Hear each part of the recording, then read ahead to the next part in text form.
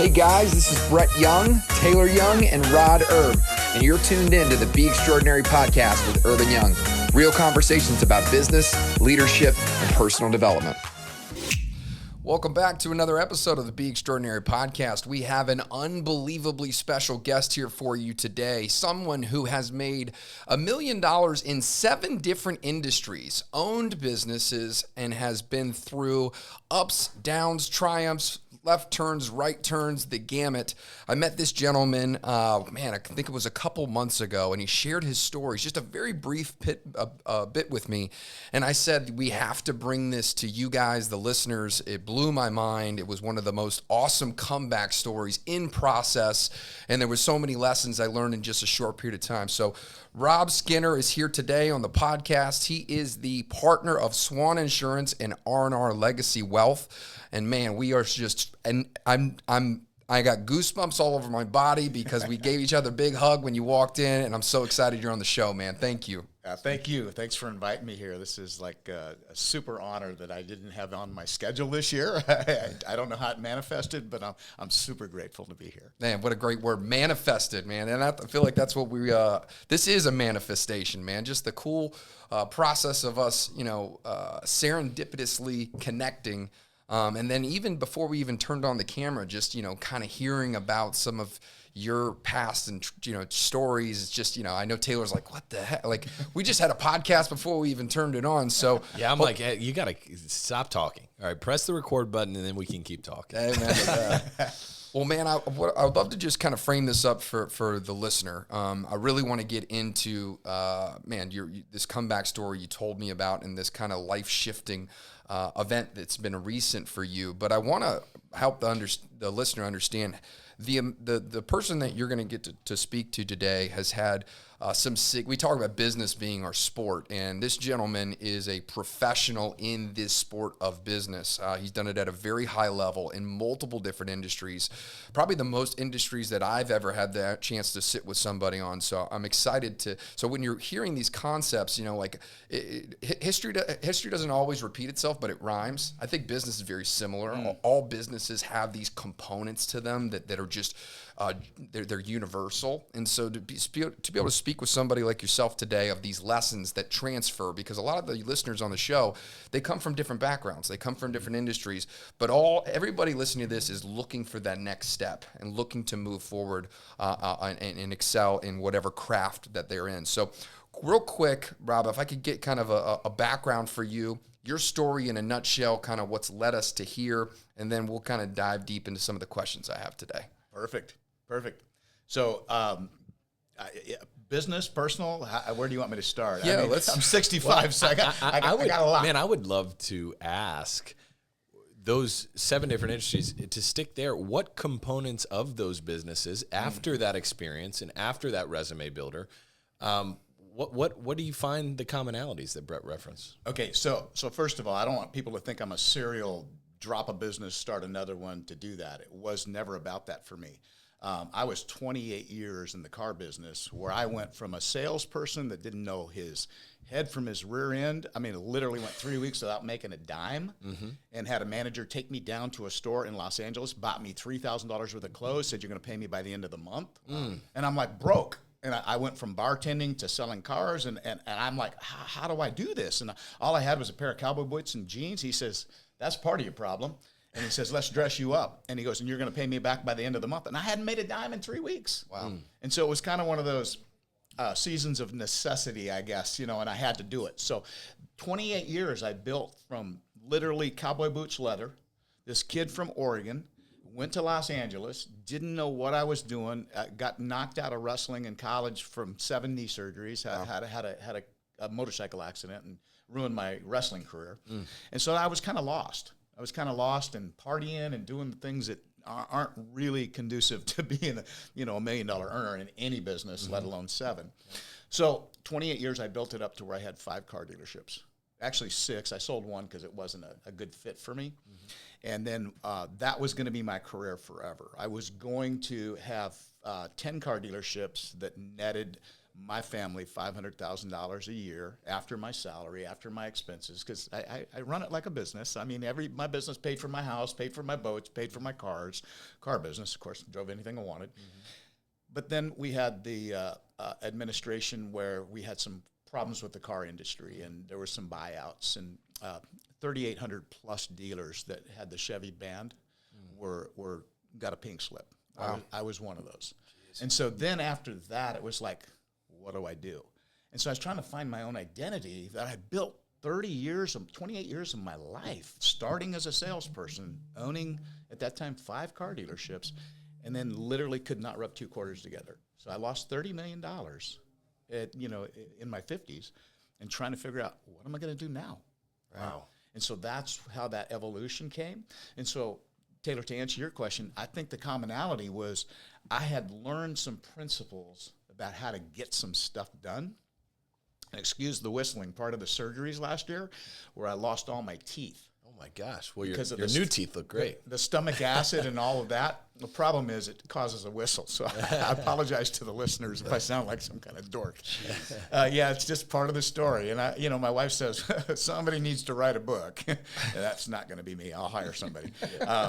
Because there is a lot. We've done a lot. We've done a lot of great things, and we've made a lot of mistakes. And part of my dream and hope and desire is that my mistakes can be your recipe for what not to do. And some of my successes can be some clues on what maybe to do. That's so great. We say success leaves. I had a mentor say success leaves clues. I love that. So does failure. God. Success leaves clues, and so does failure. Failure almost doesn't even be a clue. Failure Punches you in just the slaps face. you in the Yeah. face. Yeah, but people don't look at it. I study failures as much as I do successes because successes. I had a wrestling coach in college, Dale Thomas. He was an Olympian. Dr. Dale Thomas at Oregon State. Yeah, I'm a Beaver. We're the football team without a league. Yeah, feel sorry for us. The Pac-2. Anyways, Dr. Dale, when we get off the mat, even if we won it, I remember Greg Strobel, he was a national champion. He pinned the guy in 17 seconds. And when he got off the mat, Dr. Dale says, what could you have done better? So we don't pay attention to everybody else would say, I pinned him in second. He says, well, I could have pinned him a second earlier, I guess. Right. But we want to look at that. And, if we issued a policy, if we protected a family, did we do it? Yes, we did. But did we maximize all the coverages that they really need? Or did we just slap coverage on there because it was easy? Or did we literally ask the questions that pull out the needs, the desires, the true stuff, so that when something does happen, when shit does hit the fan, we actually got it covered? Instead of, like, we had an agent that lost his home in this last hurricane. And he actually was in a rental, and he got rental insurance. But guess what it didn't cover? Floods. How do you do that? Yeah. He says, I just didn't know to ask. You're an insurance agent, and you didn't know to ask. Well, to me, that's the agent that sold the policy saying, hey, here's what it covers. Here's what. Are we doing the right thing? Even though I issued a policy, and that's a win, is it a win? Yeah. If my client's not taken care of it, is it a win? Right. Right. Well, so the car business comes, and then it sounds like it goes. Oh, in 12 hours. I had 12 hours to come up with X amount of dollars. December 15th, I'll never forget the letter I got. And the way Chevrolet did it with me was I had Chevy, Subaru, Buick on one lot. And it's not typical to have the point, but I'm in Ketchikan, Alaska. There's no dirt. Right. There's no place to build Right. anything. And they said, you have to separate Subaru. Well, it was a third of my business. Well, actually, it was 52% of my business that year. And I said, I can't afford. Each car dealership was costing me around $350,000 a month to run. Wow. That's what it cost me to put the key in the door every morning. That's what I had to cover in sales, service, parts, and whatever. And they wanted me to split that up. And I'm like, your ass. And we weren't that profitable. People think car dealers are making all the money. Well, we sold 50 cars a month. We're making a little bit of money, but $500,000 a year, not a month. Right. So there's no way I'm splitting that, doubling my nut every month and making it. Mm-hmm. There's no way. So they really didn't give me an out. That was one of like 50 things I had to comply to. So basically they said, well, here's your pink slip, but here's how you can fix it, and it was unfixable. So an external factor that you're not planning on, you've built this business, comes along, out of your control, makes it basically impractical and unreasonable to continue. The year before, we had netted $2.7 million. And maybe the mistake I made was I had this grand scheme, and my legacy that I was going to leave to my children, my grandchildren, my wife, was I was going to have 10 car dealerships that netted us $5 million a year. You know, I was in small communities. I was the guy that, you know, your kids had my name on their hat, on their T-shirt. You know, I was sponsoring everything. I was the largest donor to Big Brothers Big Sisters, Boys and Girls Club, you name it. I was on it. 11 nonprofit boards in Alaska. I was on. As a president of the Southeast Alaska United Way. So I really was trying to give back, and that's how I did it. People felt pretty bad not buying a car from me when their kid was wearing my hat. You know, I mean, it's a shameful type of advertising, but it works. You know, you sponsor the teams, and the parents driving your minivan. Yeah, there you go. So we had Ford dealerships too. So, but Chevrolet was all my flooring, was all my banking. So when Chevrolet was having such a rough time, and their prime rate was like 32%, they weren't loaning any money. I even talked to the guy that owned the Jazz. I can't remember his name now. Anyways, the former owner of the Jazz. Yeah, he died. He died. I was just at a Jazz game last week, by the way, in Salt Lake. But I was talking to him, and he said, "Look, if I didn't have billions of dollars, nobody would floor me either." So shutting down my Chevy dealerships also shut down my Ford dealerships. So then you're faced with this thing of like, well, and then now, what's the next step? And by the way, just the year before you mentioned, great year, probably your best year yet. You have this plan to get to 10. You're reinvesting. You're treating it like a business, right? You 100%. have this, right? I'm going to get from 5 to 6 to 10, right? So you don't get there by just raking all the profit out. You're reinvesting it, and then boom. External force factor, yeah. Shift, complete pivot. What's next? Yeah. So, and I will digress a little bit. I didn't build a dealership till I found the person. So if I found a tailor that really was dedicated and wanted to be where I was at, and I could elevate him, then I would. As soon as he started mimicking me, and the words out of his mouth were Skinner Sales and Service were my words. And I felt, not that I'm some kind of narcissist to that point, but I was good at what I did. And so I wanted I wanted Brett to be good. So I would make you a general manager. And when you guys were at a certain level, I would find another store to buy. That's a clue. Yeah. That to me is it's about the operator. It's not about stores were easy to find. Guys like you were hard to find. Guys like me were hard to find. Yeah. And so when I found that guy, I wanted to give him something nobody else gave me. So I would build a store around a person. Man, so there's another saying. By the way, I want to scoot up on that mic, Rob. I want to make sure the listener hears you because it's so good. But we have another ism, and I love it because we have such similar philosophies. But where there's smoke, there's fire. Yeah. Right? Like you got to go find the smoke, and then when you find the smoke, it'll turn into fire. But finding the smoke is the hard part. And all I hear is the same thing. So. Man, that's really cool. I wanted that passion so bad. I wanted to find that person that had the drive, had the horsepower, because I couldn't be in 5 stores at once, but I could funnel into 5 leaders. And the same thing Ricky and I do in our business now. R&R, Ricky and Rob, by the way. We train the trainers because we went from 7 agents to almost 1,000. We're over 800 agents now that we co-pilot with other people, other agencies that maybe do something we don't do, and then we bring the health or the life or the retirement part in. But the next step, here's what it was. So I went through a real dark period. In 28 years of my life, it's what I was going to do. I didn't have a plan B. And I don't believe in plan B, by the way. That's part of the success, right? Yeah. I'm an all-in guy. There's a clue. Success leaves clue. Yeah, and if I sink, man, I'm just going to swim to the top and figure it out. I'm going to find the island and wait for a plane to come by or a boat or a log, whatever it takes, whatever God gives me. That's what I'm going to run with, right?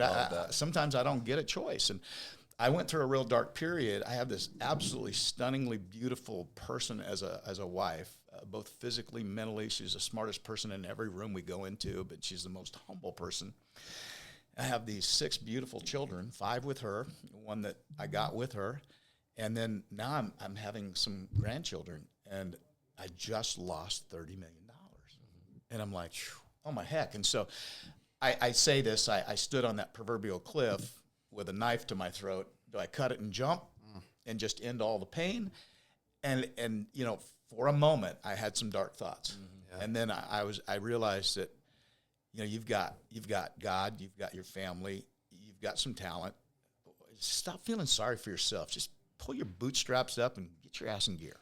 Man, you know, like, I just want to pause there for a second, because if it hasn't happened to you yet, it's going to happen, because if you're in this game, it's almost like it is part of the game. It might not happen to where you lose 30 million, and you might not get to that point in regards just to where you're climbing the ladder. Everybody has that, but you know, the dark days of that, if you're gonna play the game, they just happen. And I mean, I think it's okay to just say, hey man, it's normal for you to feel like that. Even the most talented, skilled entrepreneurs and professionals that have done this have those days.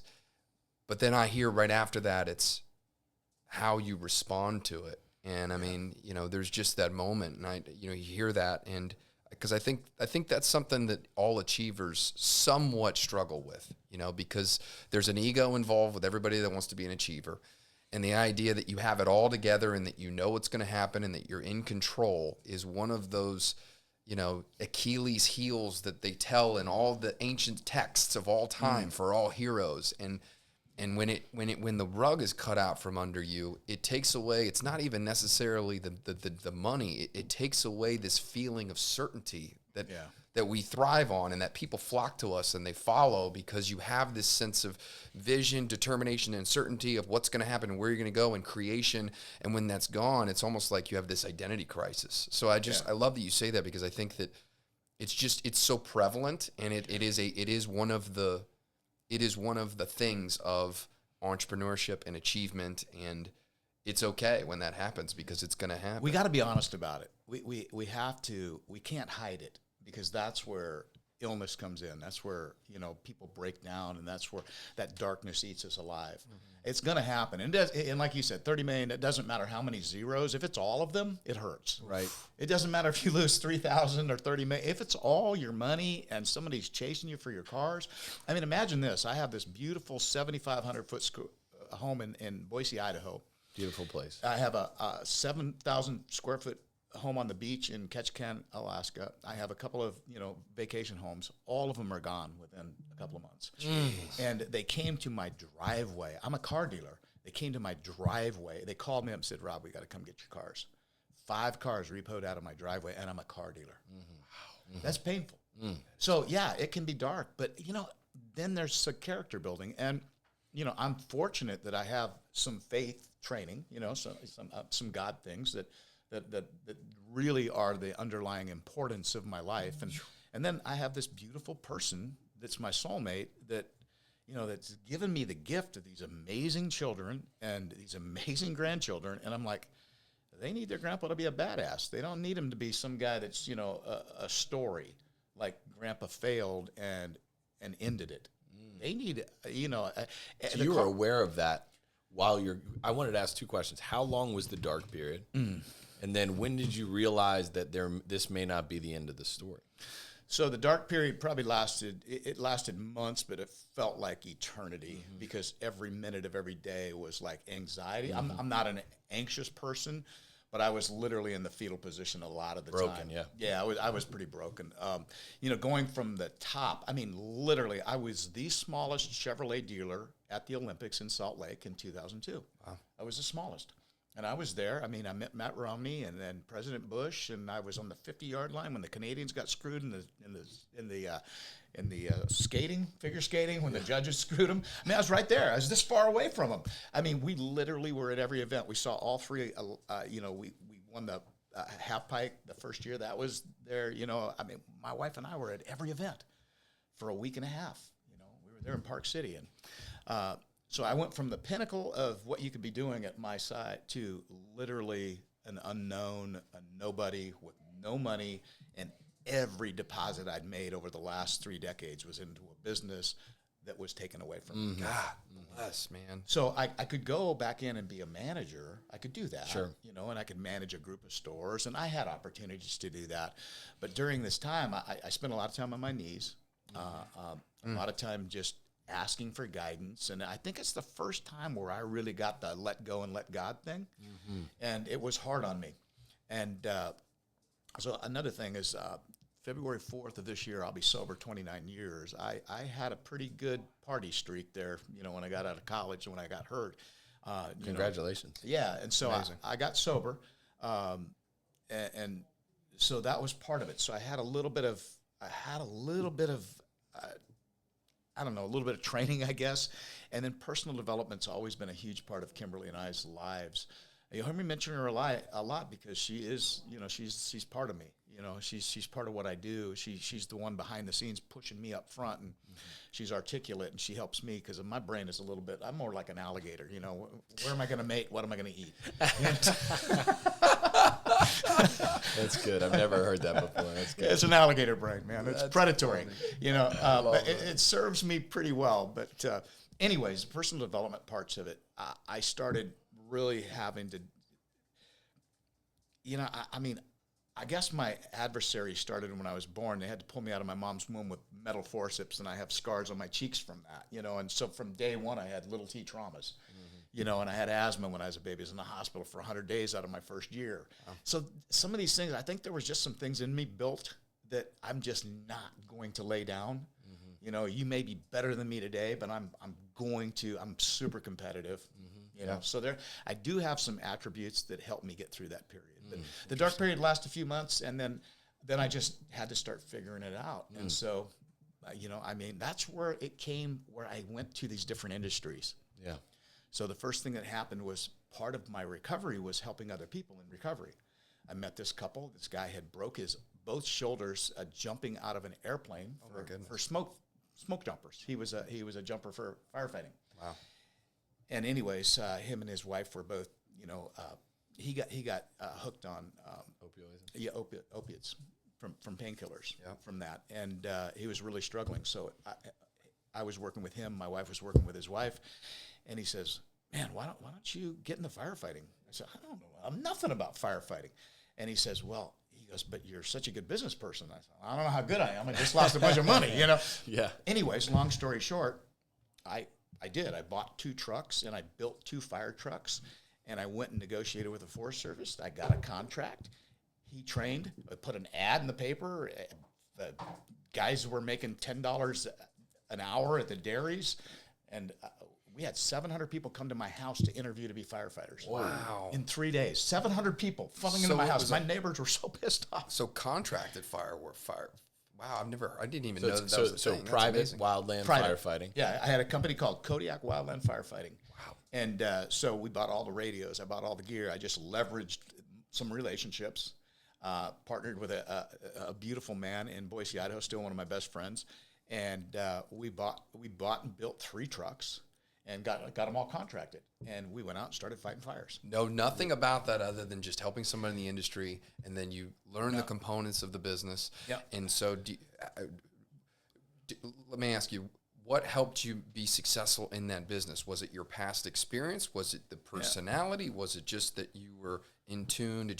Was it partner? What was the things that allow you to go from a completely different business to this business and have almost seamlessly, you know, catch traction? Yeah, so yes, all of those things. Got it. This young man was a trainer for the federal government, for the BLM. So I used him to train with the promise of a piece of the business. I mean, he was broke, and I was already helping him. So leveraged that relationship. It was good for him, good for me. Is that almost is like, you know, when it goes back to the philosophy of finding the operator. You found this guy who knew the craft, who you're jiving with, you see potential in, and then he helps you with this part. And you build around him. Yeah, and so what I did was I knew the car business, so I was able to buy 3 trucks, used trucks. But there was a balance where to get they graded you on your equipment, so it couldn't be crappy equipment. It couldn't be a rickety old thing. You didn't want people to die either. And my partner Steve and I, we literally, he's about 6 years older than me. We literally passed all the firefighting tests ourselves, because I truly believe you shouldn't do something that you can't do yourself. You know, I'm one of those guys. I want to show by example.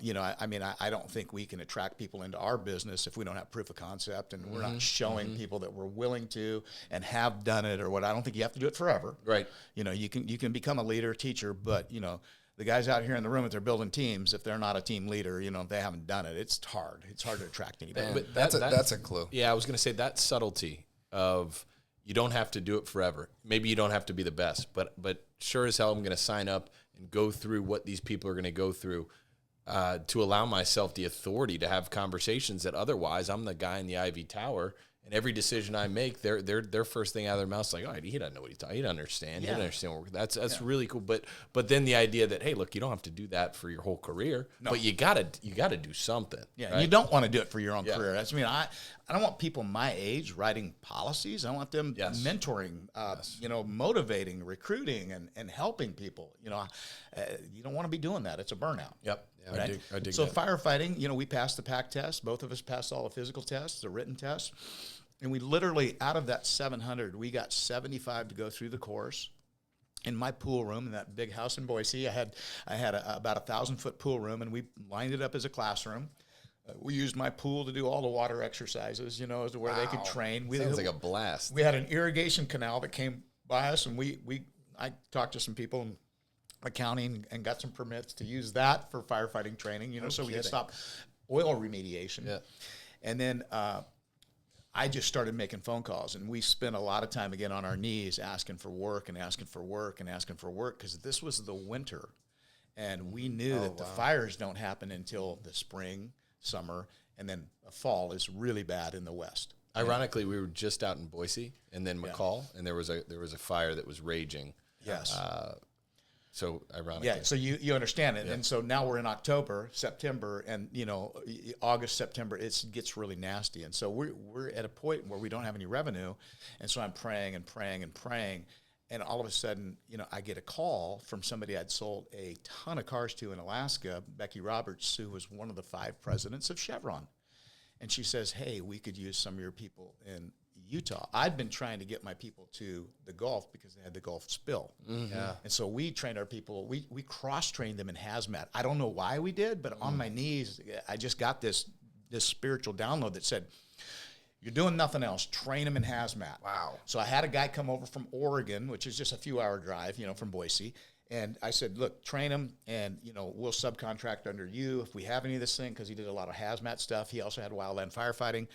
His firefighters were kind of so-so, you know. So we trained them on some stuff. And so, you know, I mean, I had 20 chainsaws. I had $100,000 worth of gear, helmets, and all this stuff just sitting there. So we trained our guys in hazmat. I get this call, and there's a lightning strike, hit a fence post, went down to the pipeline, and dumped into Red Butte Creek right there by University of Utah. Wow. And was going to dump into the Great Salt Lake. And they were freaking out. How many people can you get here? How fast? How many trucks? And we made $3 million in 3 months. Come on, yeah. Dude. And you don't do that if you don't train them in hazmat. No. And we were the last subcontract. The guy that I subbed under, he was sent home before we were, because Becky Roberts and the other people, my relationships that I'd built over the years and treated these people right in the car business, they came back and said, your guys are the best workers we have. Wow. I mean, we were on TV several times for that. The people loved my guys because they were really respectful, you know, because, I mean, I was pretty strict. And, I mean, we got paid a lot of money. My guys made a lot of money. But you saved them hundreds of millions of dollars. In the oil business, it's all about public eye, because those guys are, I mean, Chevron's doing okay. Yeah. You know, they spill, and my guys were complaining. They were standing, they go, Rob, this isn't work. You know, we're standing here making X amount of dollars a day, and we're doing nothing. I said, that's where they want you. So it was a public show, too. Yeah. Chevron wants to show people that, hey, we're out there, we're doing the right thing. So they put 100 people on a 4-man job. Sure. You know, I mean, they just flood the market. Well, my guys got to stay for 3 months, where everybody else was getting sent home after 2-3 weeks. Wow. Because my guys were trained in safety. They knew the chainsaws. They were respectful. People were giving them credit. Amazing. and our logos were cool. We did everything right. Kodiak, we had a big Kodiak bear that's like this with a fire in the background and a big sun, and we had some really cool art. My wife just did a great job, and so we were our cars looked good, and I mean they were literally paying me $300 an hour for a truck that was sitting there doing nothing. I mean, so we that's one of the businesses where we were able to make $1 million, more than that, and actually we made over $1 million in one of the months. That's amazing. That's awesome. Very cool. So it's so good. There's so many lessons of just like, what I hear is, okay, you have this business, it goes to zero, but the real treasure is the skills, the relationships, the lessons, the wisdom, all that is transferable to a new vehicle, right? Like, so the pain of the ego hit and the challenge of just because that is just, man, that's just brutal.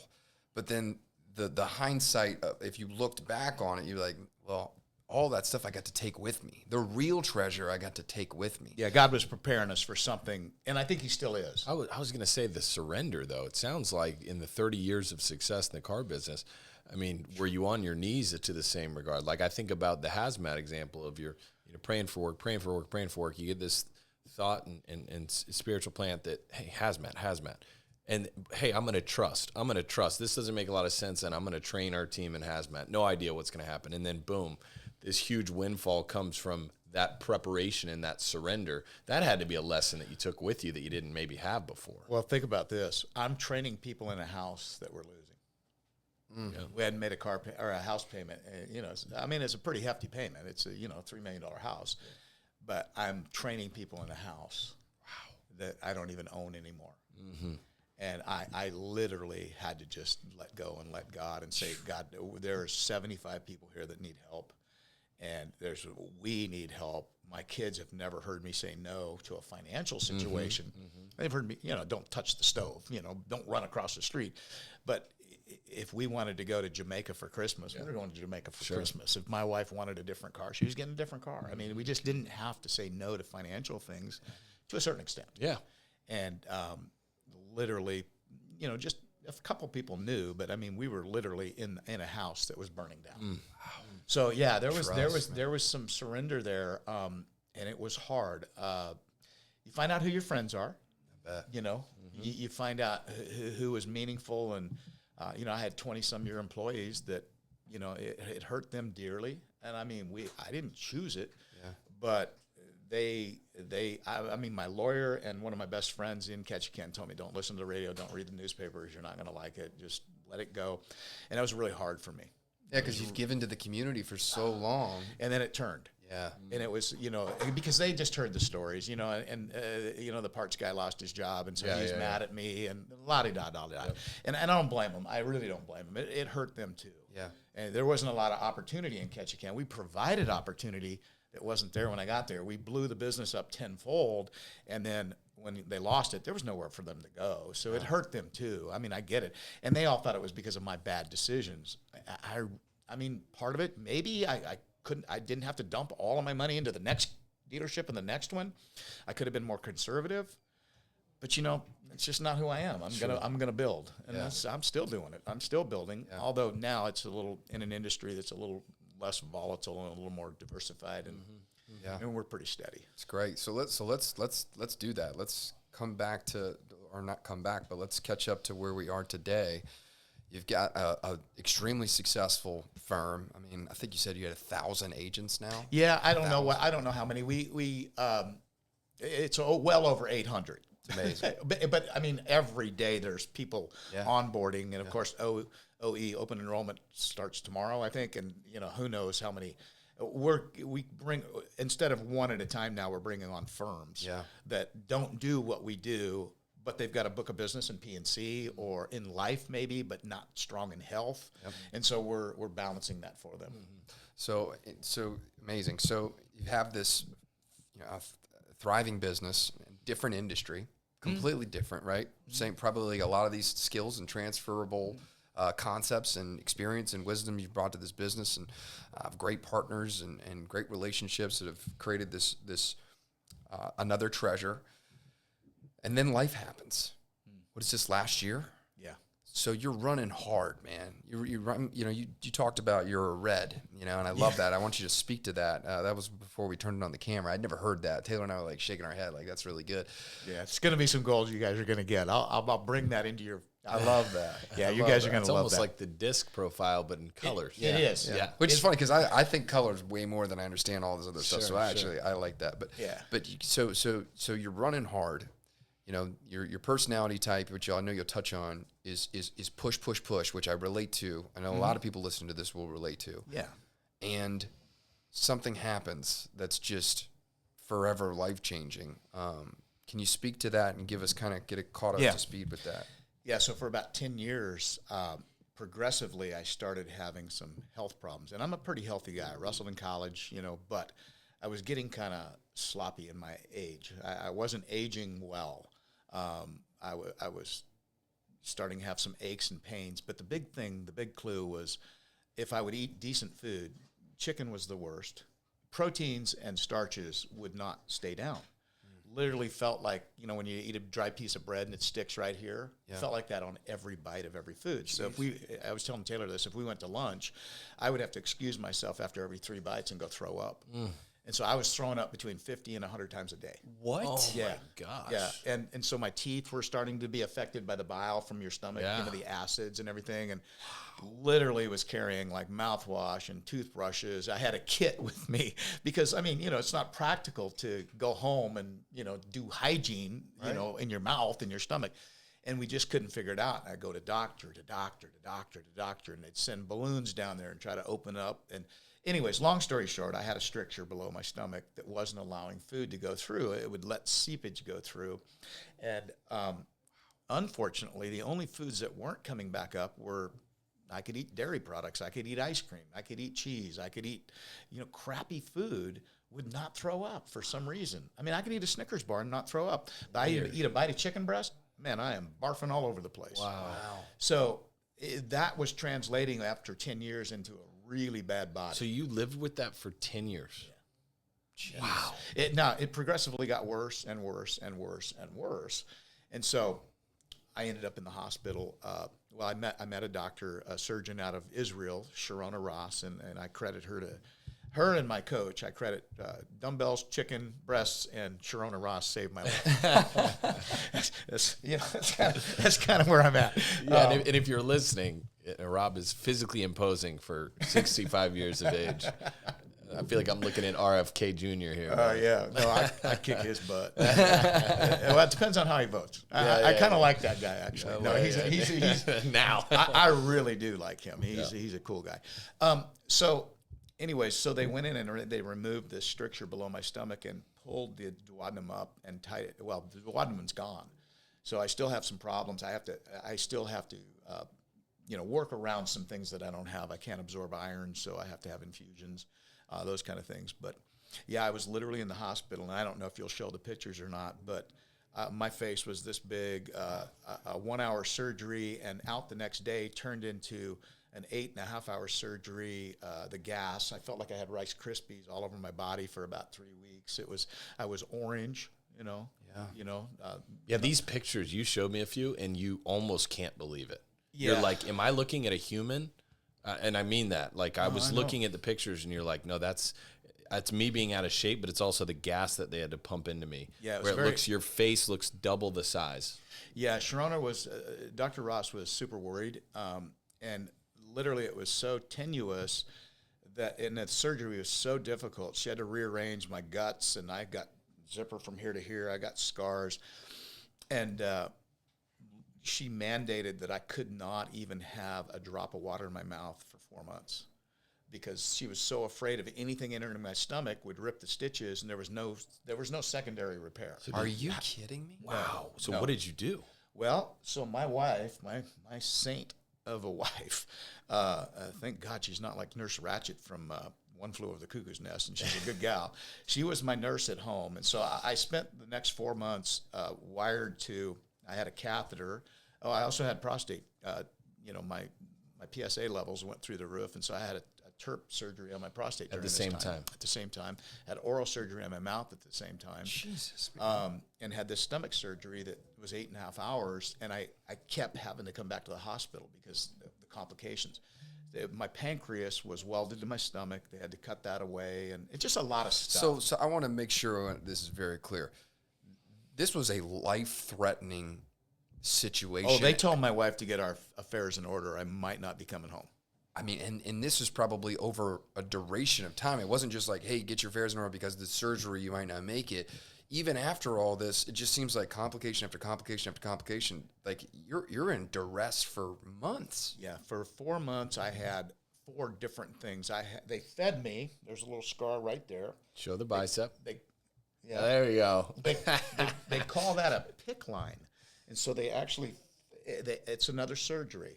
I mean, so it's not just anybody can put it in. Not a nurse. There's a special team that came into my hospital room, wheeled me down somewhere, and put this PICC line. But I was so swollen they couldn't do it for like 3 weeks. So I was, and I don't know if you've ever been on an IV, but that is not good nutrition. Generally, it's, they're mixing stuff up in there, but your body's not absorbing it like a whole food. And so a lot of it's saline and sugar water just to keep you alive. It's really not a very good nutrient package. Sense. I mean, my coach would die if he thought that's what I had to eat. So they put this PICC line in, and it went through my bicep, up through my shoulder canal, and down into my heart. And that's how I was fed for 4 months. 4 months. My 4 months. And by the way, guys, this is last year. Yeah, this was June 28th was when I had the surgery. Even water? Yeah, I couldn't brush my teeth, so they let me swab it with these little Q-tips with lemon on it, and that was the only thing I could put in my mouth. That is incredible. I couldn't swish water in my mouth. It was the most mentally hard thing I've ever been through in my life, the water part. And so then I had a catheter because I couldn't pee. My bladder would not pee. It would back up until I had that surgery.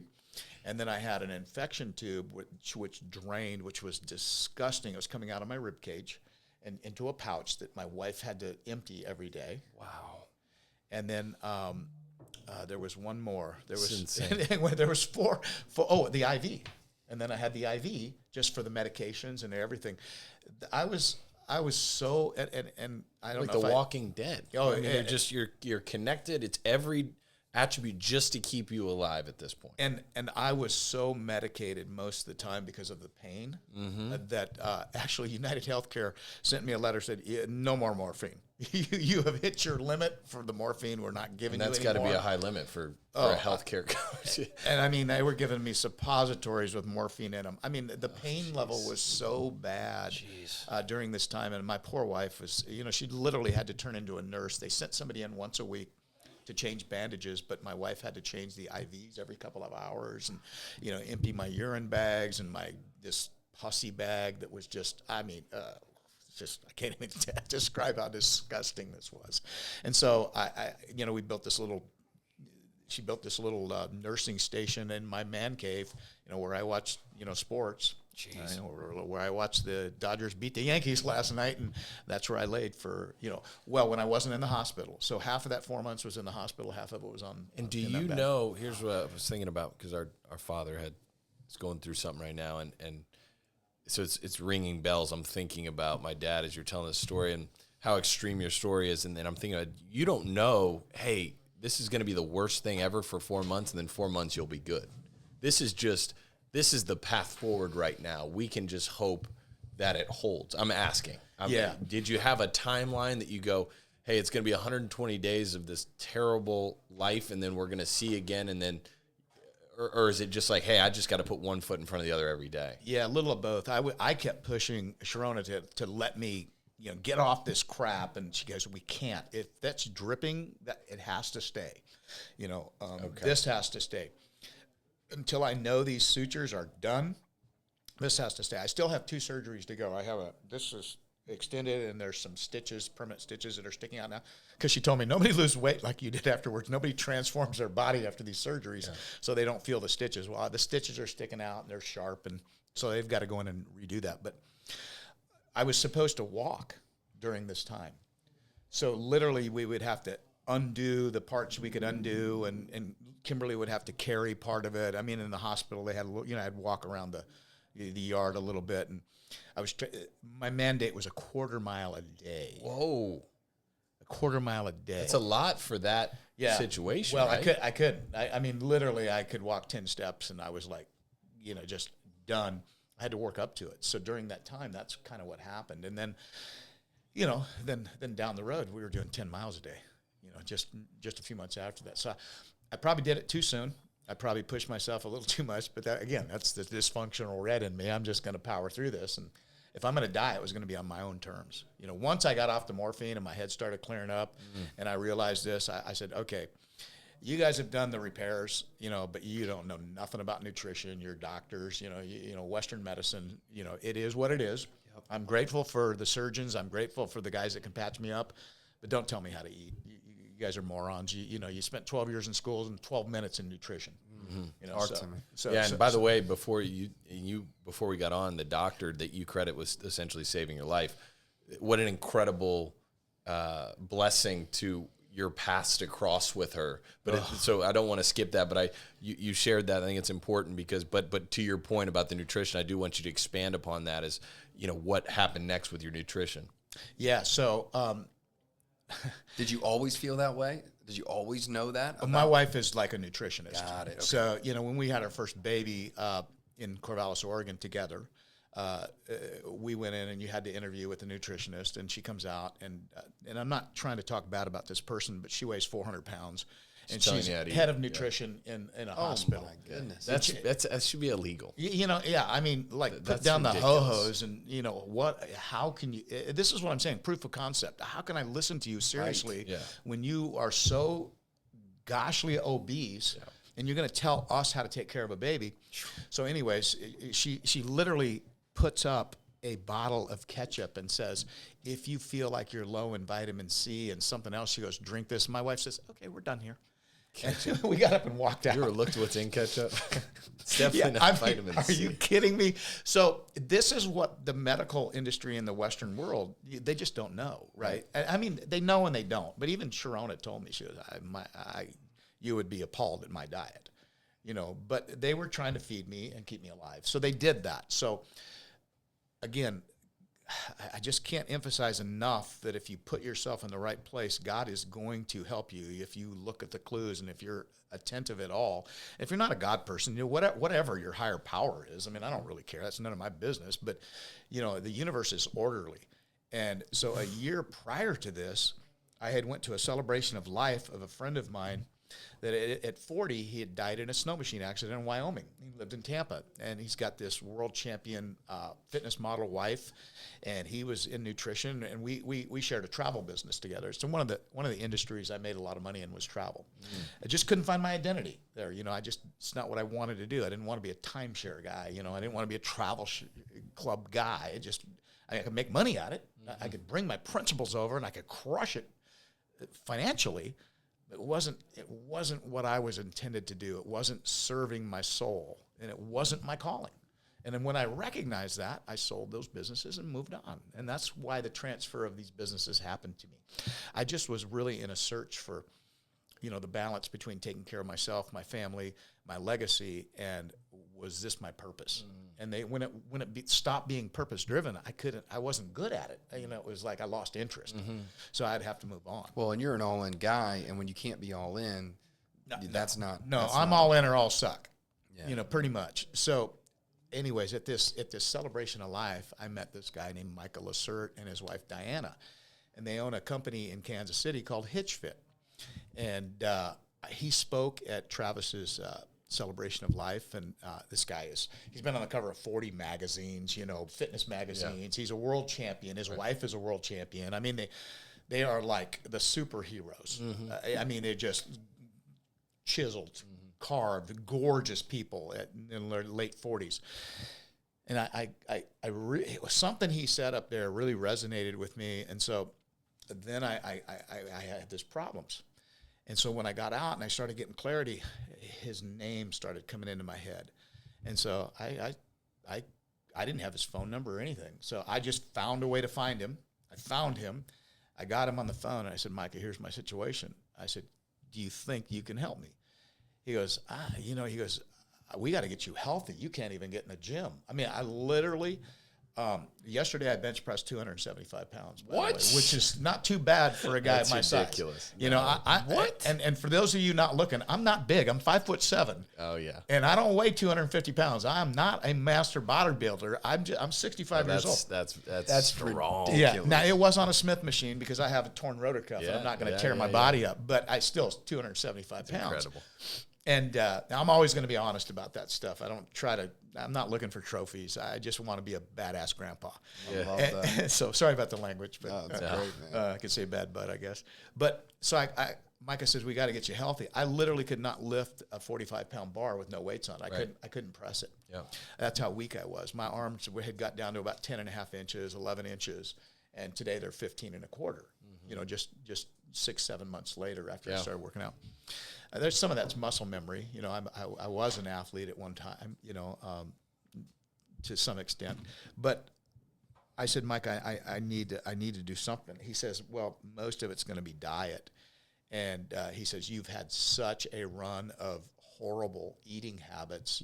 This is what you've done. You've helped do to yourself. Circumstances notwithstanding, I literally put this stuff in my mouth. So I have to take accountability. And Mike is the most disciplined human I'd ever met. And he wasn't going to give me any. He's not letting you off the hook. He wasn't going to let me off the hook. He's like, yeah, I get it. You were thrown up. Yeah, so what? Wow. You almost killed yourself. Wow, And- what a coach. Come on. Oh, no. So this is who you're referencing who becomes your coach. Yeah. And so I hired him. And I tried to hire him for life, and he says, no. Because I was looking for, like, if I give you this much money, will you coach me forever? He goes, no. He says, you're going to give me whatever it costs, you know, whatever plan we pick. And he's super, super cheap, by the way. And he says, I will train you so that you don't need me anymore. I thought, what a purist. You know, this is my kind of guy. Now we are so close in friendships. That's we cool. have business partnerships. I just got back from Utah where a group of 26 of us went on a hike in Zion. I saw that. Yeah, we called it Soul Fit. Love that. He calls it Soul Fit. They've created a business where they go, and we'll meet in Mexico next year. Anyways, during this trip, we decided that I'm going to do some shows. So Some bodybuilding shows. yeah, some bodybuilding At shows. 65. Amateur shows. I mean, Almost died 8 months ago. yeah, almost. Yeah, something like that. Had a feeding tube. Yeah, Couldn't walk more than 10 feet, 10 minutes. Had one tube coming in and one coming out with all the infection. And you said, I'm gonna do a show. Yeah, so this is where if you're listening and you're struggling, it's probably not what you're doing. You know, it's not I'm in the insurance business or I'm in the car business or I'm a mortgage banker or I'm in real estate. That's not what's wrong. It doesn't matter. All those verticals people make money in. All of them, and they're all honorable. I mean, sales is the most honorable profession in the world. If you don't believe me, read Og Mandino's book, The Greatest Salesman. It's an amazing 2-hour read. Read that book. Sales is honorable. You know, just do it right. Just do it right. Find the problem and give a solution. Yes. And it's really not a sale. It's just where you're showing people, you're guiding them to a solution. And that is the most, you get to be good at conversations where people will trust you and guide them in your profession. Because in our profession, it's a mess. It is a mess. I mean, PNC right now for homes in Florida is a mess. Cars are a mess all over the nation, right? Health insurance is, if you can navigate that, I mean, we have constant education all the time. Make a decision to get a mentor like a Micah, like, a Taylor, a Brett, a Rob Skinner, if that's the vocation you want to be in, and then make a decision to actually listen and do what they tell you. And so here was my decision. I'm going to die on my own terms. If I die this year, my wife's going to be fine. I got lots of life insurance, and she's got, my business partners are going to take care of her. May not be the legacy I wanted to leave her with, but she's going to be okay. She'll be worth more the day I die than today. Not 5 years from now, not so much. But because we're building, we're going to build it. We're going to build another empire. But right now we're in the building phase. We're only 2 years old. That's a whole nother story. I can tell you guys where I was the vice president of a FMO in Lakeland, and it's just when I couldn't affect positive change, I just told them, I said, I have to leave. You're not listening. And so we started our own business and ran right over the top of him. So make a decision. Yes, the make a decision. I don't want to miss that because so often Looking for the you're struggling or things are challenging. You mentioned external forces. I mean, you could mention interest rates in the lending business. You could mention hard market in the insurance, real estate inventory, car business, inventory, right? Like you could, all of these things, especially in the last 3-4 years, almost every industry is dealing with something. Something. Right? That's like always even, something. Even the tech guys that could do no wrong that were up and to the right have been crushed as of late, right? And so you have all these things. So you make a decision, and then it's not only make a decision, but find somebody who's been successful and listen to what they say. Make it, and so you made a decision. Whatever Micah says, I'm doing. When he tells me to do something, I'm not going to debate it because it doesn't fit my filter. I'm going to have trust and go, no, I already made the decision back here. Yeah, so right. I made the decision that I trust him. I like him. He's got the results that I would like to have a fraction of.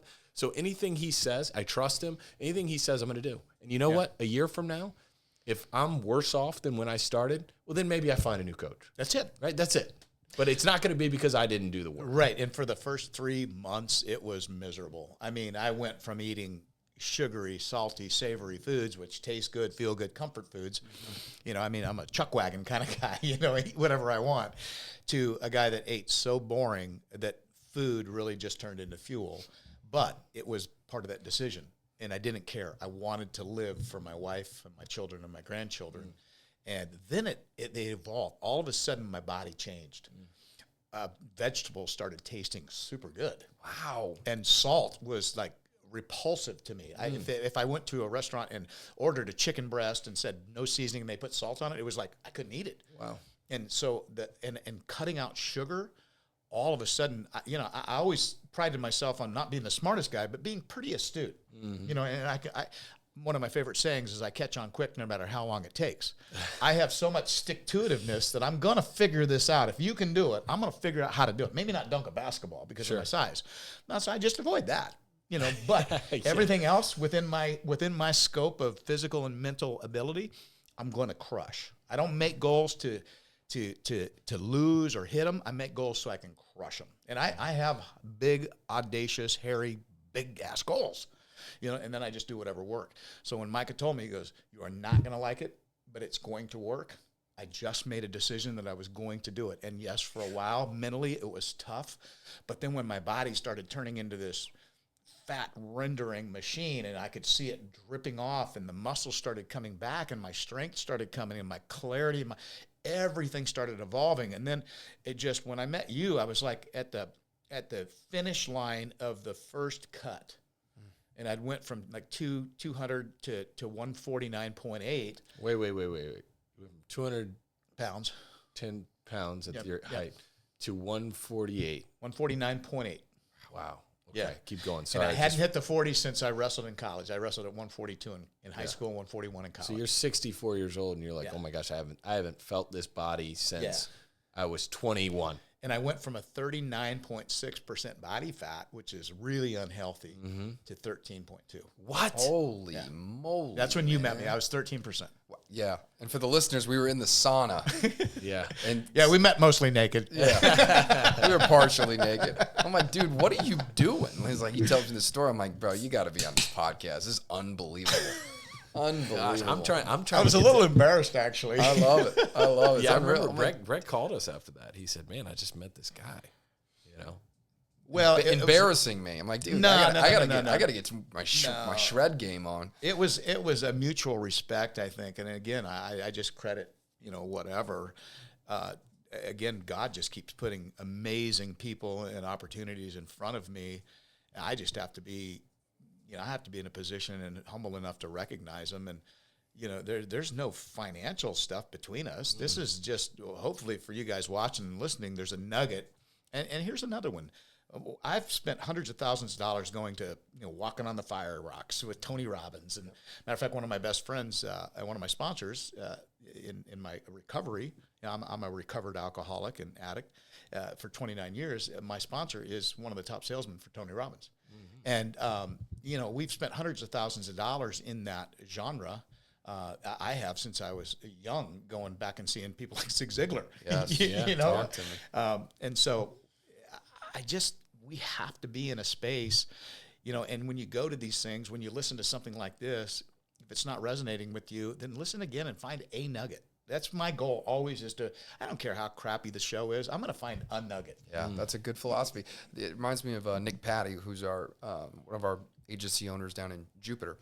and he has had some past coaches or bosses that didn't necessarily jive with. But when you talk to him about that, he's like, well, regardless of good leadership or leadership that I don't necessarily agree with, there's always something to learn. Yeah. And it comes back to that of like, man, that's about your perception of what you're trying to get, right? I'm observant, and there's always something to learn regardless of the situation, instead of, well, I'm waiting for something and, just nothing's come along that's really helpful. And Well, it's the like, antithesis is to complain and whine about it and blame. such a shift. And that's not helpful. It's like entitlement.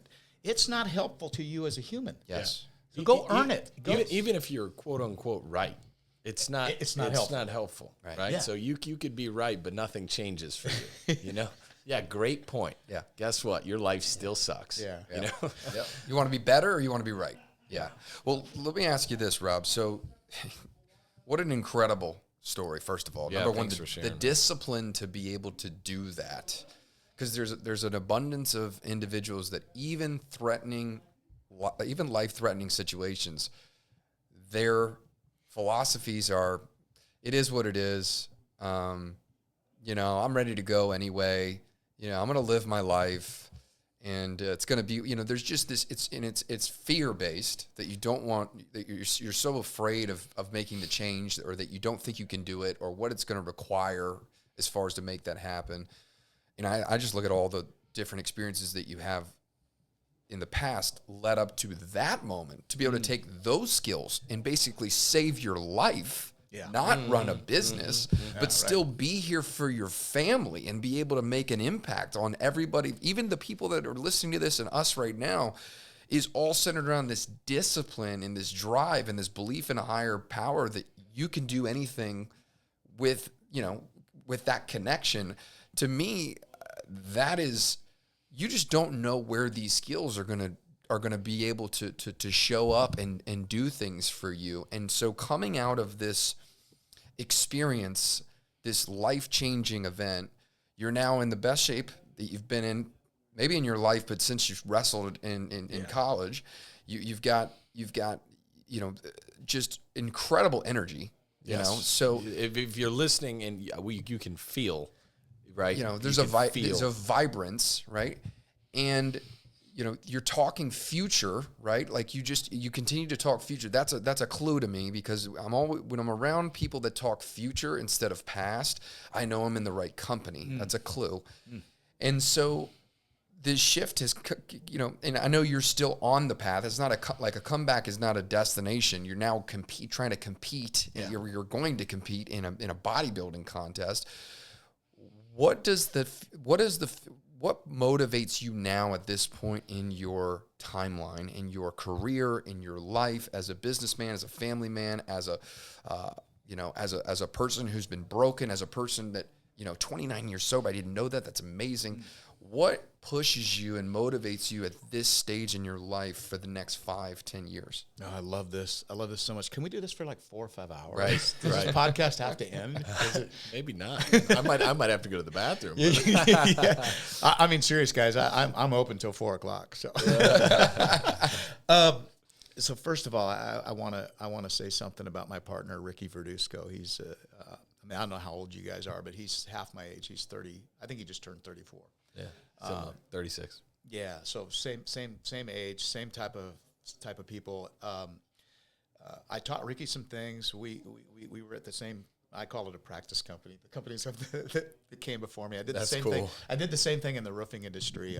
When I didn't know what to do, a gal said, "Hey, you can sell roofs and make $20,000 a month." I thought, "Oh, that will cover the difference." So I went out and I made $40,000 a month selling roofs. And then the guy was such a creep in Boise. We were doing insurance work, insurance repairs, and he was so unethical that I just started my own roofing business and did 500 roofs. Wow. So that's one of the other companies. I love the practice companies. Yeah, it's the practice companies. I got to go practice insurance, and my first year in insurance, I did almost $700,000 on my own pen in life insurance, and that was proof of concept. But Ricky, for that 4 months, he was able to buoy up the business and keep it running while I was literally. I mean, he had conversations with me where he'd call my wife and go, "Is Rob okay?" because he's out of his He's thinking mind. you might, yeah. And so I have to give my partner a lot of credit, and I guess credit would go back to that's a relationship that I developed and the trust that somebody would actually do that for another human. When I mean we run that business together like you guys, and then I was gone. Yes. I mean I was like off the market. Right. I mean I was worthless to everybody. I was just breathing other people's air. Yeah. So I mean for 4 months I was a burden on my wife, my children, everybody. I was a burden mentally and a burden physically. And those two angels, my business partner and my wife, you know. Yeah, shout out to them. Yeah. Big time. So I need to do that. But to your question, Brett, what motivates me today is obviously, so like the reason I'm doing the bodybuilding thing is I don't care about the trophies. I'm going to play to win. I will tell you that. Don't bet against me ever if I'm in a game, because I am going to figure it out. Now, I don't pretend that I'm going to be Arnold Schwarzenegger or one of these guys, you know, Ronnie Coleman. I'm not going to be drugged up, and I'm not going to blow up. I just want to be the baddest butt grandpa I can be. I want my grandkids to go, my grandpa is a stud. And I hunt and I fish. That's my passion. That's my selfish passion. So I guided hunting in Alaska, 200 bear kills. I mean, I just love that stuff. I've been all over the world hunting, you know. I mean, everything you can imagine I've hunted. Good thing our other partner's not here, because we would have just gone down a rabbit hole. So when I meet him, you know, we may do some things. But as a matter of fact, I'm taking some agents this weekend to go out and shoot some deer that have never shot a gun. So just to share part of that part of my life. But when I'm 85 and 90, I had an aunt that shot her last elk at 85. Get out of here. Yeah, and so I mean, she never bought anything from a grocery store ever, except for butter, because she got tired of making it. She's a farmer in Eastern Oregon. Wow. Literally never bought anything but textiles from a store. Never bought a bit of food. It started Eastern Oregon. For those that don't know, that's the country. Yeah, it's the country. It's the Oregon Trail wagon train. They all came over from Oklahoma on a wagon train. Anyway, so that part of me is I want to be. So the physical side of me is I have an ego. I mean, I try not to let it to where it gets edging God out, but I do have an ego. I'm a little vain. I want to look good. I want my wife to. You know, I want her to ask for a stick for Christmas to knock the women off me. I do. I just got to remind her, hey, look, you made a good decision. I want that. Reselling. Reselling value. Yeah, I want her to look at me and go, man, I made a good decision 30 years ago, and this dude's hot, you know. The gift that keeps giving. So I do have an ego. I want to perform well for her physically, mentally, you know, sexually. I want to be that guy. Yeah. I don't make any apologies for that. I want to look good on podcasts. You know, I mean, I'm getting older, so I want to be healthy. And I want to be able to carry an elk off the hill when I'm 90. So people can't do that. I can. I'm going to do that. So that's why the bodybuilding. That's cool. Because it keeps me accountable. So I put measures in my life that are in tune with what I want to be, where I'm going, and it helps me be accountable, because without those measures, I can swing off the path pretty easy, and as soon as I eat a Snickers bar, it's like a drink to me. Yeah. One's too many and 10's not enough. Man, I can eat a bag of popsicles. No doubt. They're a food group in my world. Well, that's funny. So Taylor says it all the time. He goes, I've learned how to get leverage on myself. And so Taylor will do this. He's got, you know, he's doing some fast, or he's doing some program. He's doing something. He's always doing something. But he'll tell you that, like, that's the way that he gets leverage on himself. Whatever his goals are, he intentionally seeks out things that are going to hold him accountable to make sure that he does that. So that's again, another success leaves clues. I mean, so it's intentionality. I do that with every agent. It's like you recognize that I'm not, I recognize I'm human. Yeah. What's the number one factor that's going to keep you from getting the goal that you say you want? Yourself. Yeah. Right? So it's like it's fear-based. It's 100% is like, I almost posted this, but I try to stay away from it. Like, regardless of what happens with the election, the person that is keeping you from whatever you want is you. Is you. Create your own environment, no matter what knucklehead's in office. That person's not changing, right? So, and anyway, so I think you saying that really resonates, because most people set goals, right? And it's exciting. It's like, man, how cool would it be to carry an elk off the hill at 90? Man, Rob, that's such a cool goal, man. Good for you. And they're like, no. If I'm going to set that goal, then this bodybuilding contest or these little checkpoints that keep me on the path. And I just think as we set goals, I've gotten older, I used to set goals for other people. Just to, hey, this is what I'm supposed to be doing, so let me set this goal. But it's like, look, if you're going to set the goal and you set it, it was your decision. Okay, well then as a coach or as a mentor, you saying I'm doing it with my agent. Okay, perfect. Well, what would be the first thing would have to happen to get to? Well, first I want to get stronger. So, well, how would you get stronger? Well, maybe I'll do something that's fun, like a body. I'm just working through this, right? And I call that, working backwards or back casting. Yeah. And it's like, Reverse this is my engineering. goal. Yeah. What has to happen? What's first? And then what's cool about it is I think if you operationalize it, it gets a little addicting, right? Yeah. You hit your first checkpoint, and you go, wow, maybe I can do this 90-year-old carrying an elk off the hill thing. So it just resonates a lot. Momentum, man. Yeah. Yeah. So then on the business side of it, I have some things that I've kind of coined. I don't know. I've lived in 8 different decades, a month and a half in the 50s, and then parts of 8 decades, and I've had probably 4 original thoughts. So I love that. Everything I get is I've both. Frankenstein from other people Sure. and just patched it together. The Hell things I yeah. like, and then I've Robized them. But the one to many. And this is where we've grown in our business. It's kind of what I've taught to Ricky. We can sit there and try to recruit, and you never know what you're going to get, right? You never know whether the timing's right, whether somebody's going to be in a position mentally, physically, to where they're actually going to apply themselves, or are they not there yet? And this is going to be a stepping stone to getting there. And again, it goes back to, it doesn't really matter what industry. It's where did you land where you made a decision and your personal development has allowed you to be successful. That truly is something for me. But one to many. Meet the one that has many agents that I can help train and help elevate, and then focus on the one that deserves your time, not only needs it, but deserves it, meaning he's putting effort back into himself. Mm-hmm. Because I'm not going to waste, I tell my agents, I said, you'll know when I'm upset with you. I won't yell at you ever. I won't raise my voice. I won't get mad at you unless you're, just a total jackwad. And I might slap you around a little bit, but that's a whole different thing. We're rolling in the mud at that point, but I will just ignore you. Yeah. And so what I do with agents is I offer them the opportunity to call me and work some personal development. And I help them engineer everything from today to a gap analysis. Like I got $3,000 worth of bills and I'm making 0. What do I have to do? Mm-hmm. How many policies do I have to issue? How many families do I have to protect? What do I have to do to get to a gap? Because if you can't breathe, if somebody's trying to repo your car, you can't think about selling. So I get them to where that gap is nowhere. And then what does a perfect life look like? And a snapshot of that day. So for me, a perfect day is I wake up at the crack of whenever, because I don't have an alarm, and I hear the vacuum running, and I smell my chai tea, and I look over, my wife's still laying there. Well, that means somebody's vacuuming and it ain't my lazy ass kids. It's some maid, and she's made my tea.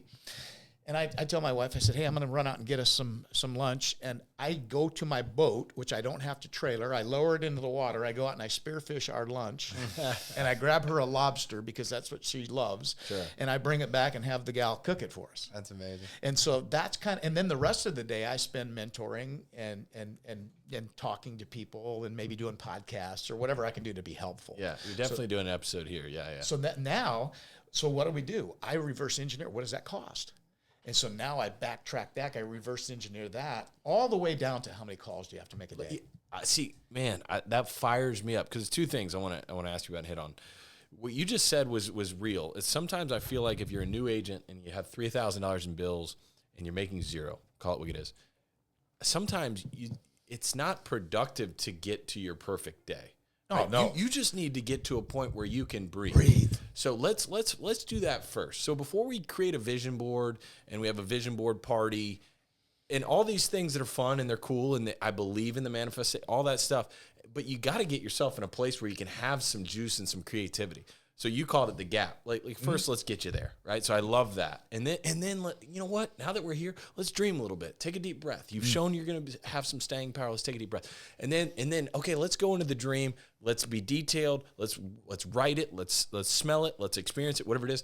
But then let's go back to what it takes. And then how do you break it down to how many calls you're going to do? So many people come into an industry and they say, "What do you got to do to be successful?" Well, buy leads and sell policies. That's not a leadership. That is lazy, and usually it's just ignorance. from the leadership and beyond. So I really try to illuminate a path. And then it's up to you to do it. Right. And so that's what I tell people. If we've agreed that with this lead source or whatever, you got to make 300 calls a day to get this many responses, to get this many appointments, to get this many closes, to average this much. If we've agreed that this is a plan based on averages, not on your skill set, because we don't know what that is yet. Yep. We don't have enough at bats to see what your batting average is. So we're going to use the average across the nation. Yep. And if it's $1,000 a life policy, then we're going to use that. I don't care if you're at 600 or 1,800. And then over the months, we will track that. And I'll know where to train. If you're making these calls but you're not getting any responses, well, why are you calling 70-year-old people at 9 o'clock at night? They're sleeping. I'll know where to train just by looking at the granular stuff, the metrics. Yep. You've set 17 appointments, but only 2 of them show up. Your tie downs really are bad. Let's listen to what you're saying to these clients. Why are they not showing up? They have no respect for you. You're not a leader. So I know how to train, right? So these things all give me clues. And then if you buy into that, because I'm letting you create the perfect world, I'm not telling you what that is. Yeah, you're not telling them that it's got to be lobster for you. You don't. You're a coffee drinker. It could be.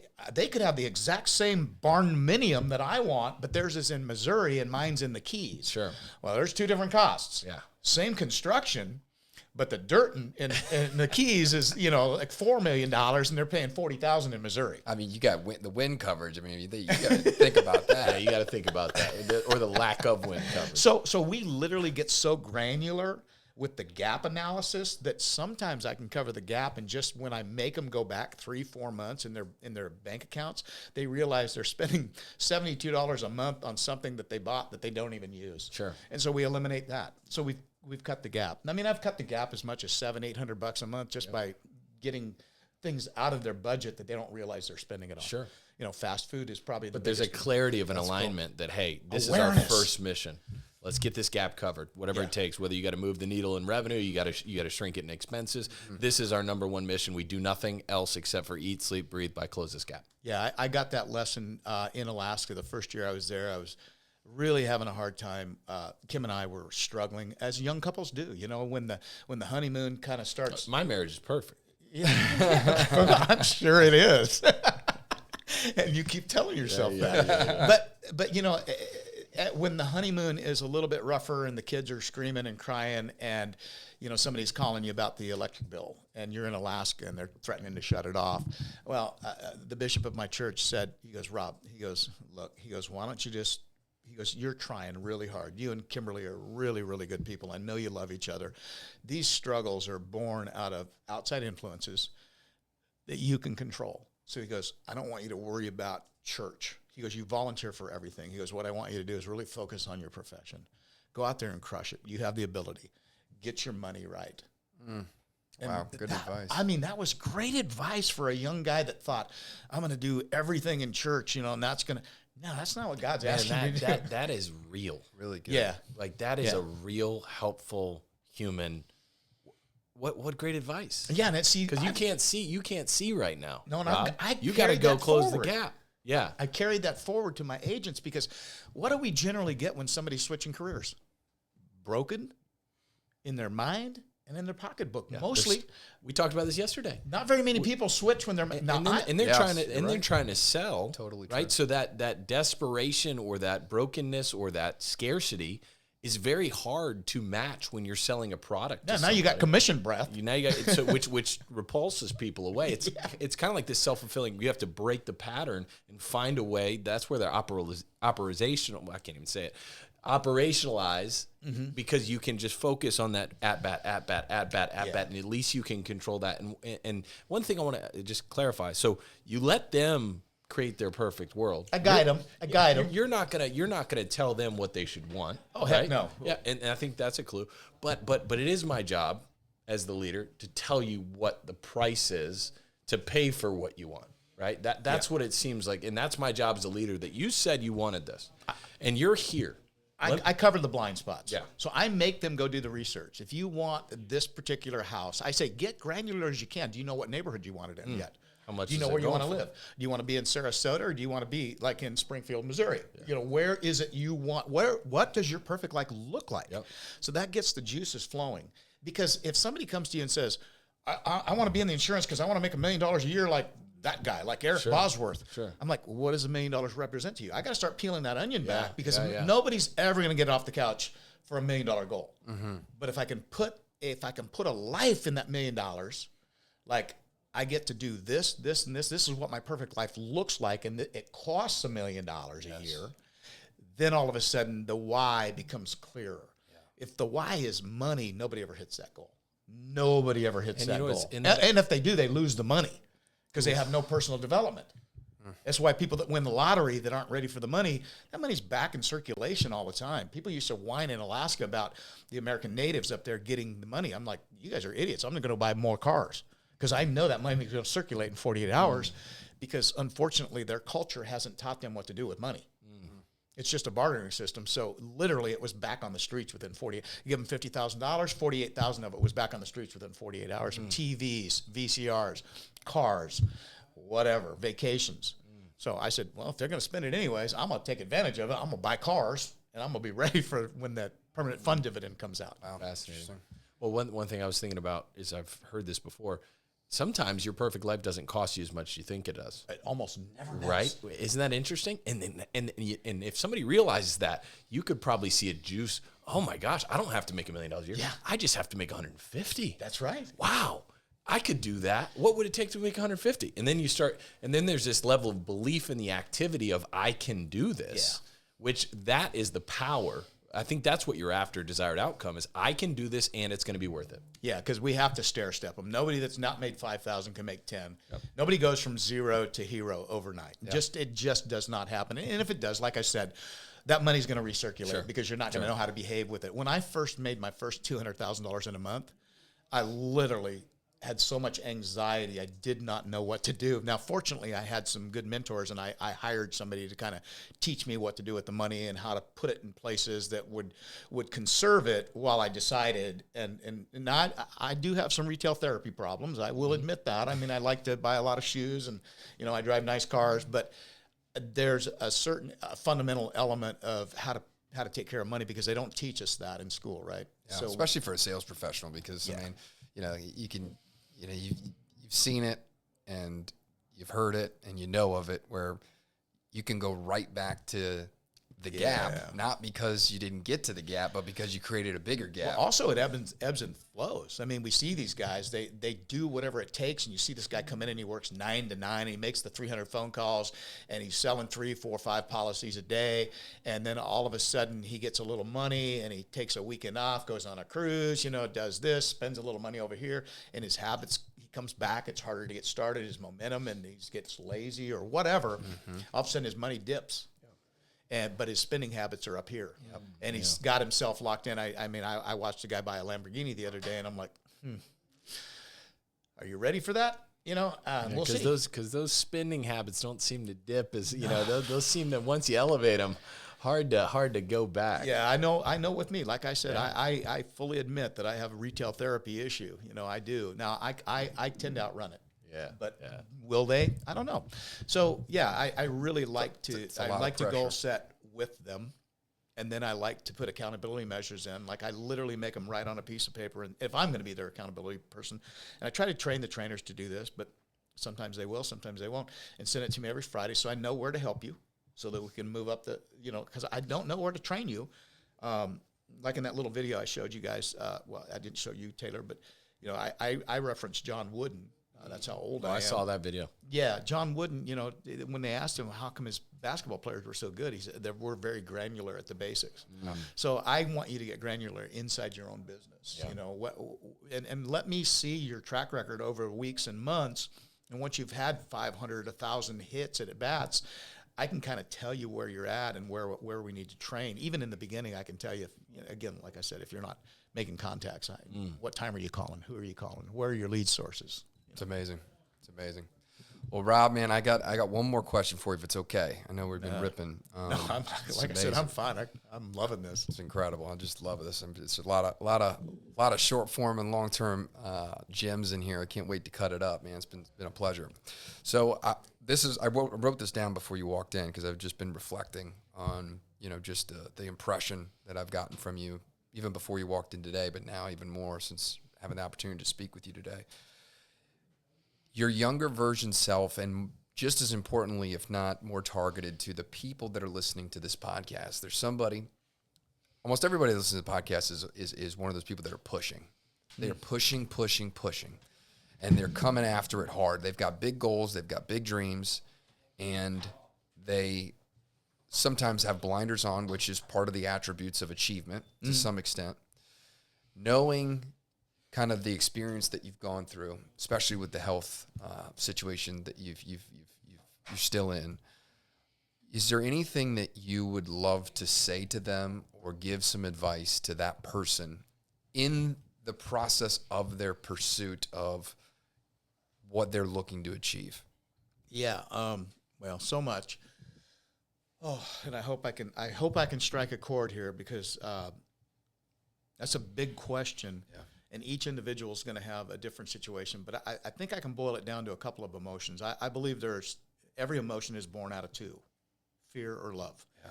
And I think if we can lean heavily into love and try to address whatever traumas are causing our fears and deal with them in some kind of professional, and stop worrying about that. You know, it's real. It's real with all of us.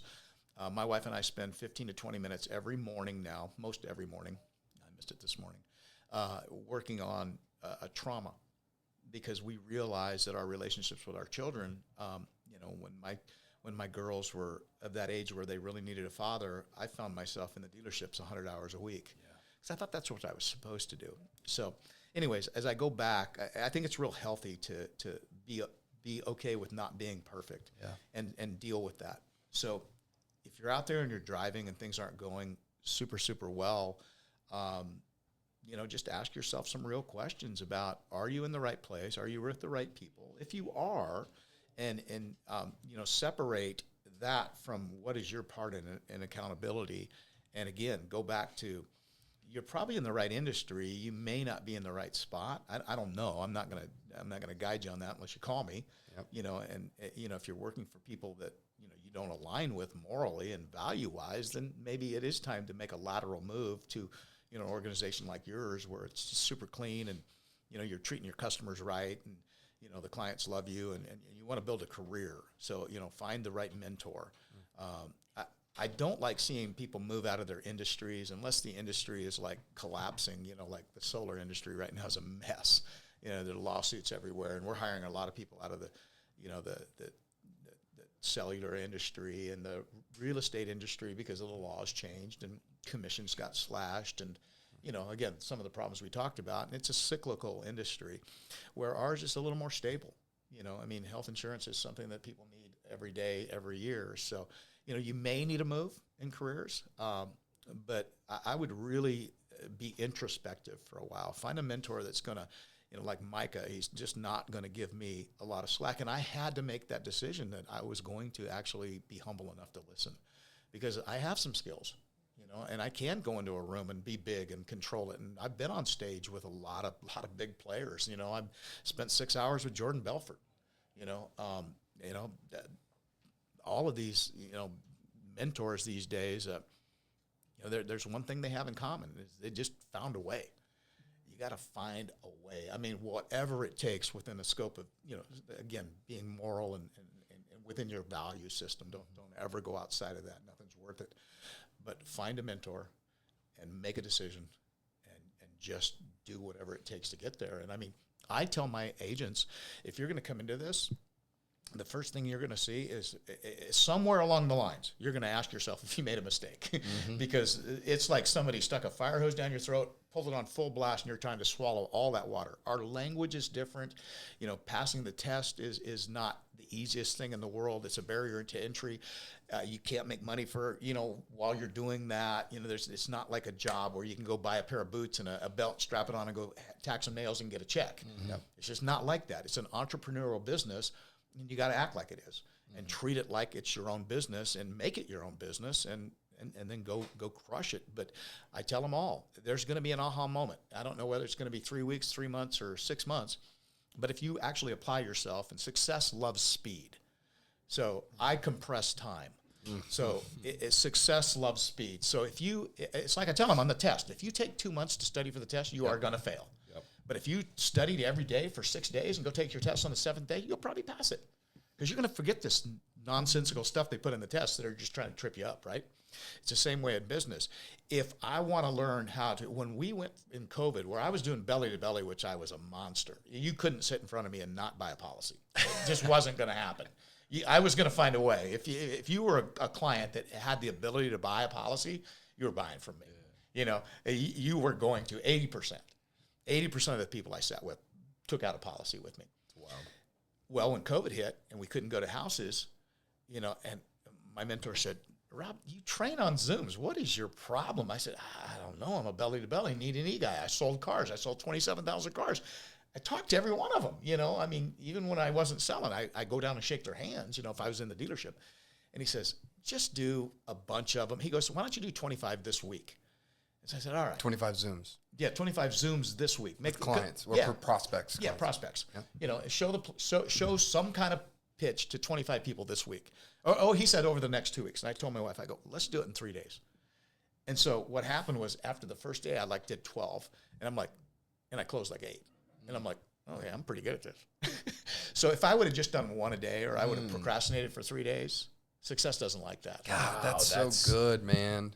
That's like that. That's, you know, that's kind of like that 10X mindset or whatever. Yeah. It's like success loves speed. I've never heard that before. No, I haven't either. No, I just wrote it down. I love that. I know that from my own personal experience, because if I procrastinate and I stretch, it's like when I'm fishing. If I can cover the river, you know, closest to me, mid-river, outside river, other bank, if I can do it in that, and I just keep doing it, I'm going to catch the fish. If I just lacklusterly cast out there, and then I have a conversation with Joe over here, and, you know, and I'm looking for the bucket of worms, you know, the line has to be in the water. God, just like I hear volume, or, you know, success loves speed. I hear, I've just got so much more reps. I get so much more reps. Quickly. Compress the time. Yes. I've literally did a whole speaking campaign, my wife and I, for about 2 years, where compressing time. Cody Askins, I don't know if you know Cody. I don't. Cody has one of the, where him and the SWAT, they're two of the, I call them rodeos. They gather agents from all over. You know, 5,000 agents will get in an auditorium in Dallas or wherever. He's from Missouri, and they'll teach agents, and they'll have speakers. And then I actually spoke with Cody. I did a podcast with him a few years ago. It's like my first 6 months. I don't know. I paid like $300,000 or $400,000, and they're like, how did this happen? You know, so he had me on a podcast, and anyways, that grew into me speaking on stage with him, and it was about compressing time, and I think that's a super key.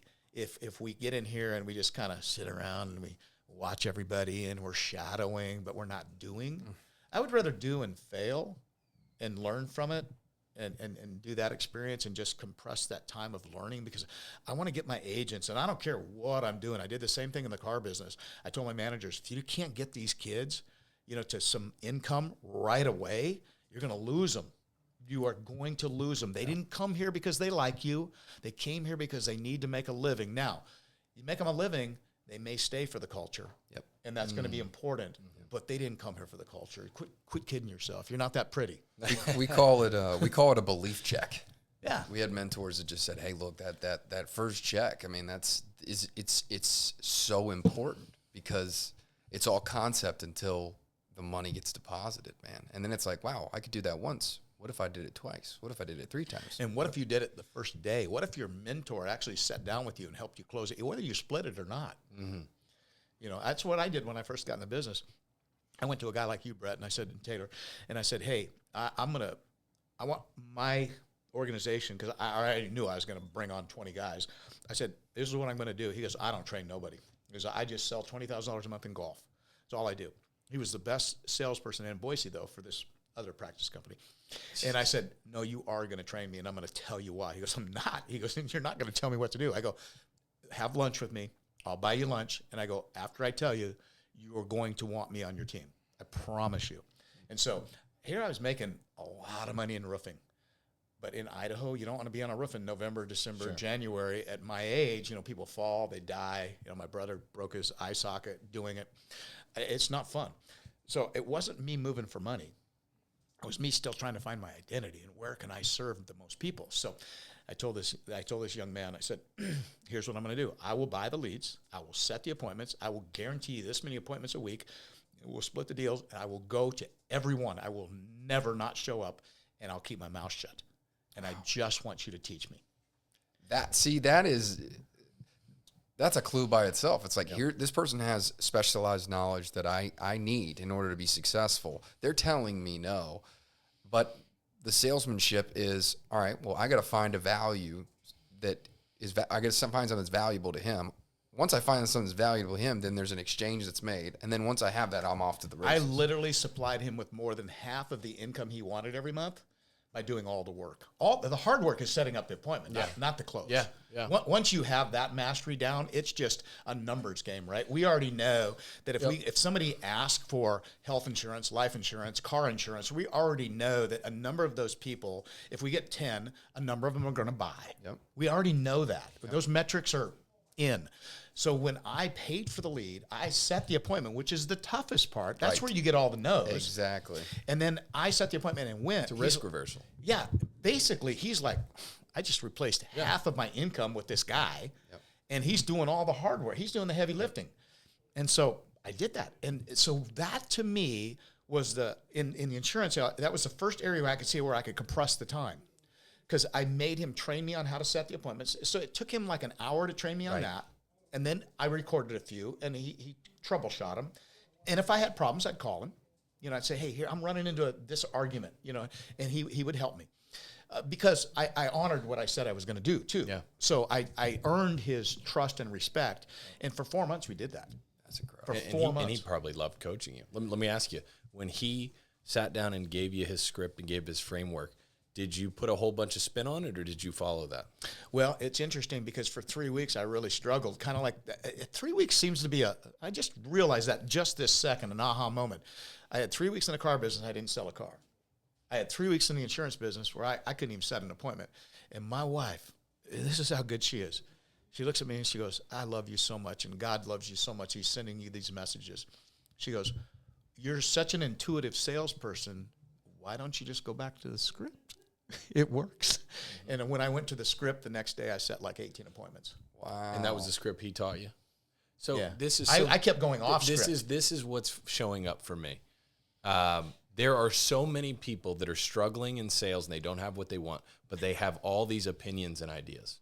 And instead of just following the script until you compress time, and then you have all the time in the world to have your own opinions and ideas to implement them. Yeah. But I do feel like there's this level of, I don't know if it's giving yourself an out, or I'm just as a microcosm, I'm thinking about some people in my head, and I'm just like, man, if they would just trust for a short amount of time and do the work at a ridiculous velocity, you're going to be fine.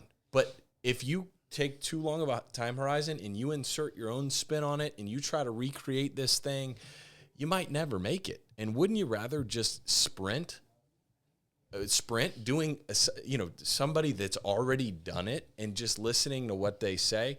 And when you're on an appointment, keeping your mouth shut, right? Like just little subtleties that like add up to the point of like, anyway, a lot of light bulbs going off in my head. I'd love to interject here because I've watched this multiple times with very successful agents, but there's these moments in time where they kind of go off the deal, and it does happen usually earlier in the career, early in the path. And my opinion of it is it's an ego thing. I feel more self-worth if it's my idea. If I find something that's my idea and it works, I feel validated that I'm doing something that is my thing. Instead of, if I follow this path, it takes humility. It takes the ability to say, no. It's not about me being good at this. It's about us getting to this outcome. And that is a harder thing to do, in my opinion, with achievers, because we all want to have our idea because it makes us feel good. We all want that sense of, I figured something out. I came up with something. And that is a dangerous thing in the beginning of a craft, because the biggest threat to any craft, in my opinion, the biggest threat to any craft in the beginning is just that you won't be in the craft. It's just not staying in the craft. You won't be in the craft. If you if you can figure out a way to be able to stay in something long enough, you're usually going to have success. But the threat of you not making enough money, the threat of external pressure, the threat of just not being good enough, quick enough, usually gets people to exit the business. And It's they never, not the craft. and they never get an opportunity to stay in it. Because I was chasing different things and whatever it may be. So really good perspective and just a hack of just say, hey man, spare me what you know is what we usually say. Yeah. Spare me what you know, and then after you can iterate afterwards. What else comes to mind with success? What is it? Success loves speed. Love that. Is that depending on your goals? Like we have there's this difference between this slight edge mindset of compounding, that daily things, but there's also seems to be the counterbalance is like, look, you're starting in a new craft, you have a gap in your income, you can't afford to move at a slight edge speed for the things that you say you want. That's for you're going to be in the game for a long time, doing 2, 10, 15 calls a day, maybe fine on the other side of this, but you got to do 300 calls. Yeah. You can't go visit 2 offices and then call it a day and go play golf at this season in your career. You may be able to one day. Yeah, we call that hope, and hope is not a great strategy in business. It's a great value to have. We all need hope. That's our job, to instill the hope and then show them how to do it, illuminate that path. But the lack of urgency is significantly crushing your ability to be able to get to that gap. People are comfortable with failure, though. Yeah. The vast majority of people are comfortable with that. And again, it's not the craft itself generally. It can be, but generally not. My experience is, it's that the personal development hasn't got to a point where, here's what I tell people about. Personal development is always going to precede your professional, come on, talk to me. It's always going to precede that. And that's really hard to stomach when you're broke. Yep. And it's really hard to stomach when you're immature.